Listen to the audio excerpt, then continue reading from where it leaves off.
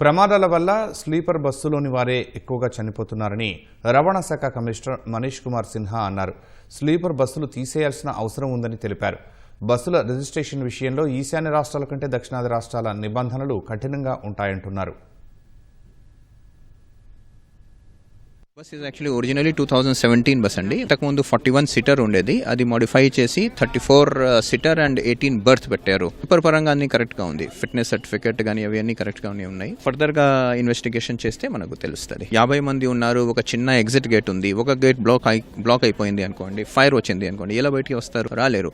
But అది original ప్లానే. So ఆ plan కూడా మోడిఫై చేయాలని. సో కర్నూలులో యాక్సిడెంట్ జరిగినాక కూడా మనం కొన్ని సజెషన్స్ ఇచ్చాము. ఈ స్లీపర్ బస్సెస్ అసలు పెట్టుకోకూడదు. స్లీపర్ బస్సెస్ పెడితే ఇవన్నీ ప్రాబ్లమ్స్. ఇప్పుడు లాస్ట్ 7-8 monthsలో మొత్తం కంట్రీలో in that 145 members have died. మొత్తం కంట్రీలో స్లీపర్ బస్సెస్ అటువంటిది ఫైట్లో. సో ఎందుకు పెట్టుకోవాలి? యూరోప్ ఎక్కడైనా లేదు ఈ స్లీపర్ బస్సెస్, బట్ మన దగ్గర ఉన్నాయి. సీట్స్ ఉంటాయి, తర్వాత కర్టెన్స్ ఉంటాయి, ఇవన్నీ అంటే కొంచెం ఈజీగా ఇన్ఫ్లేమ్ అయ్యేటట్టుగా ఉంటుంది. అవి అన్ని కూడా మార్చుకోవాల్సి ఉంది. కొన్నిసార్లు ఈ బస్సెస్ అరుణాచల్లో పోయి తీసుకుపోయి రిజిస్టర్ చేపిస్తారు. లైక్ లాస్ట్ టైం కర్నూలులో ఇట్ వాజ్ నాగాలాండ్, ఒరిజినల్గా దమన్ దీవ్ రిజిస్ట్రేషన్, తెలంగాణ నుంచి దమన్ దీవ్ నుంచి ఒడిశా రిజిస్ట్రేషన్, అండ్ తిప్పడం ఆంధ్రాలో.